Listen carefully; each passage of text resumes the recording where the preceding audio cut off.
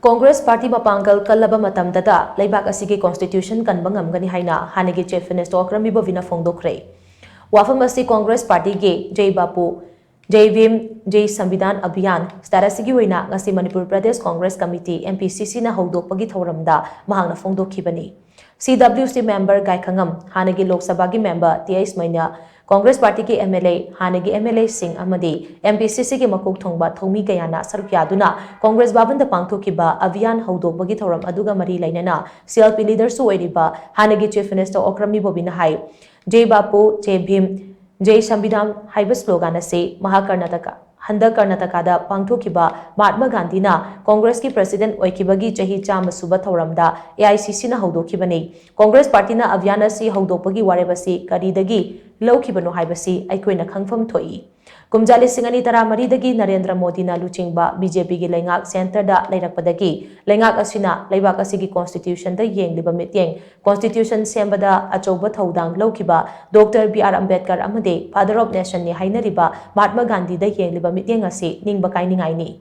BJP gi Lengak Asina Laibak Asigi Constitution Khongau na Batan Natana Laibak Asigi Achangba Luchingba Ani Asibu Tengkhang Kayada Khongau Nari Luchingba Anida Khongau Nariba si Laibak Miyamda Khongoi Nabani Ngasidi Laibak Asida Chanariba Democracy gi Machara si dictatorship ki Phibamda Lakadauribra Haibasi Congress Party na Matam Pumnamakta Mikup Nahum Singna Yenglaga Leiri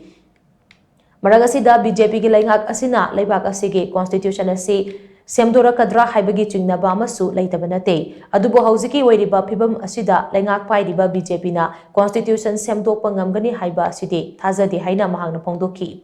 Mahangna makhatana hai BJP na Lengak asigi tongan-tonganba institution singda khut thingzinduna democracy gi wahanthok leihandabagi mami ama chauna tariba si yamna laibak thibani Asigumba Pibam Asidagi Kannaba Amade, Laibak Asigi Manglam Chatki Liklamadu, Kaihandana Thamnaba, Kasigi campaign ase Congress Party na Hogdopane. Laibak Asigi Constitution asi Henamapangal Kannaba, Equipumna Magna, Panaminasi Haina Mahana Makataki. Manipur Laboriba, Akoi Sinao, Kudimak, Sing the Labor Oceano, Tam the Labor Oceano, Kudimagna, Congress Mapangan, Kankala Batata. Bharat की संविधान protection पीगदोरिबनी Bharat की democracy हेन मपांगन कननब होनगदोरिबनी अदुना लायोयख्रबा doctor Bhimrao Ambedkar गुंबा Bharat की संविधान सी इबदा चौबा थौदांग लौबिरंबा सिगुंबा महापुरुषसिंग असे मसिदा systematically attack तौरप मयाम से कांग्रेस कर्मी अखोई पुनमंगना प्रोटेक्ट तौदना भारत की संविधान से हेन मपांगन कंखलन जी भारत लरिबा सिनाव खुदिंगमक मणिपुर लरिबा सिनाव खुदिंगमक माना अपाम धर्म ससुनु अदो अखोई पुनमक से साना चिनना नुंसिनना शांति ओइना लेमिना सी हायरगदी कांग्रेस पार्टी नतनदी अतोपा पार्टी अमत लेरोय अदुना कांग्रेस पार्टी से मपांगल कंखल हननबा अखोई पुनमंगना अखाप लेतना होनमिनबा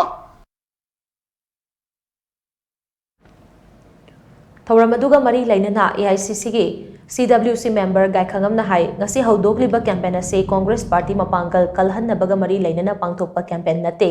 campaign asidi BJP Lengak asina Constitution Khongau narakba Mahatma Gandhi amade Dr. B.R. Ambedkar bu Karem Kathai narakba sigi mayokta chathaba campaign ni Laibak asigi Constitution leitraba matamda India leikigadra haibasi achoba wahangni paramaduna Congress ki karmi singna grassroots level dagi hauna Constitution Khongau nariba singasi miyamda khanghanba changi haina mahakna makataki Achumba Lengak adu puranaba akhoi achoba thodang lausi hadana ngasi asigumba slogan se asigumba kari haini campaign se hodok pase yabu matam sai makhon sai masida akhoi punamak chumnegi Congress ki party Congress ki wakata nati Bharat leba Manipur leba akhoi Bharat Varsi punamak Manipuri punamak akhoi thodang le hai bisini masigi campaign se tamna tangai phadna matam hendingai da paikhatab yadaba bazar khande jaba pot amani haidana asigumba campaign se far and wide India Manipur mafam khudingmakta ona khudingmakta message reach out tawbo sinu aduga prajana masiki soiba mafam marang khangdaba mathong huktaba lenga asiki masuki se aho mu purak na mathojang achoba lausi